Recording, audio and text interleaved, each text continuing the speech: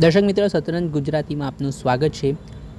મહેસાણા જિલ્લાના કડી તાલુકાના જાદવપુરા ખાતે એક હત્યાના બનાવથી ચકચાર મચી ગઈ છે, જેમાં નોનવેજની લારી ધરાવનાર આરોપી દ્વારા વિષ્ણુ ઠાકોર નામના યુવકની છરીના ઘા ઝીંકીને હત્યા કરી દીધી।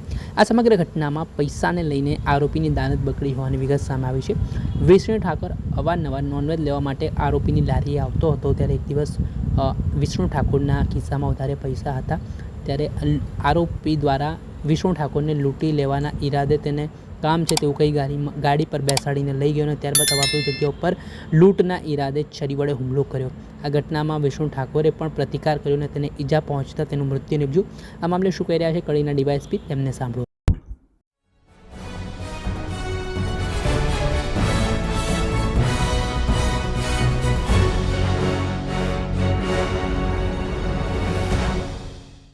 चौदह तारीखे रात्रे 9 वागे आसपास बलासर परानी सीम विस्तारमांथी अलोसणा गामना विष्णुजी तखाजी ठाकोरनी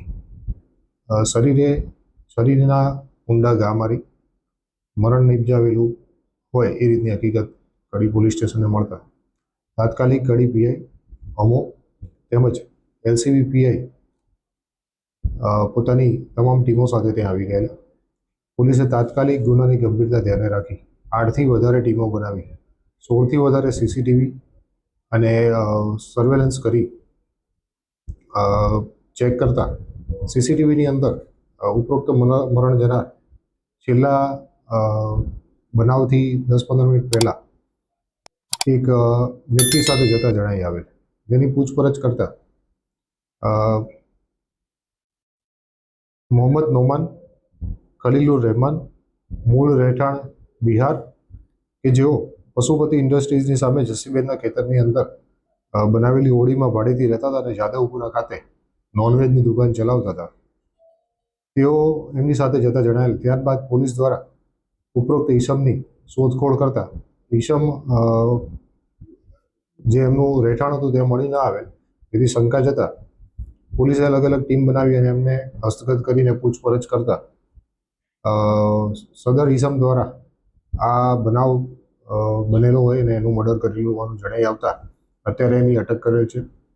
પીઆઈ એસ રબારી નાઓ અત્યારે એની આગળની કડક પૂછપરછ કરી રહ્યા છે અને રિમાન્ડની કાર્યવાહી કરવામાં આવી રહી છે। મર્ડર કરવાનું કારણ શું આવ્યું? ઉપરોક્ત ઈસમ ખેતીનું કામ કરતા હતા અને અવારનવાર મોટી રકમ એમની પાસે હોવાનું આ વ્યક્તિને જાણતો હતો, જેથી એના પાસેથી આ પૈસા પડાવી લઈ લૂંટ કરવા માટે થઈ અને આ મર્ડર કરેલું હોવાનું અત્યારે પ્રાથમિક દ્રષ્ટિએ જણાઈ આવેલું છે। રિમાન્ડમાં વધારે હકીકત બહાર આવશે તો આપને જણાવીશ। સ્થાનિક જગ્યાએ ચેક કરાવતા કોઈ જગ્યાએ જણાવેલું નથી, પરંતુ હજુ પણ અમારી તપાસ ચાલુ છે। રિમાન્ડ દરમિયાન હકીકત કદાચ બહાર આવી પણ શકે। એક જ અઠવાડિયામાં સતત 3 મર્ડર, પોલીસની કામગીરી પ્રત્યે કેટલાક સવાલ? પોલીસે તમામ મર્ડરના ડિટેક્શન 24 કલાકમાં કરેલા છે અને તમામ આરોપીને પણ અમે 24 કલાકની અંદર પકડેલા છે, એટલે પોલીસની કામગીરી સારી છે। પોલીસ તો ઘટના બને પછી જ એક્ટિવ થાય તો એને અટકાવવા માટે શું પગલાં લે?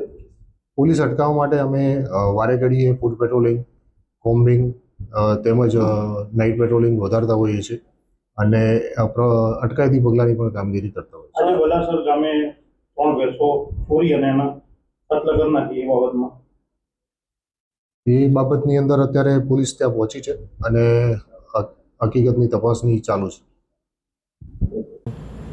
આપે સાંભળતા કડીના ડીવાયએસપી તેમણે સમગ્ર ઘટનાને લઈને માહિતી આપી છે અને આ હત્યામાં સંડોવાયેલા આરોપીની પોલીસે ધરપકડ કરી છે અને તેની સામે ધોરણસરની કાર્યવાહી કરવામાં આવી છે, પણ આ હત્યાના બનાવથી ઠાકોર સમાજમાં ઘેરા પ્રત્યાઘાત પડ્યા છે। દર્શક મિત્રો, આવા જ વિડીયો જોવા માટે સતરંજ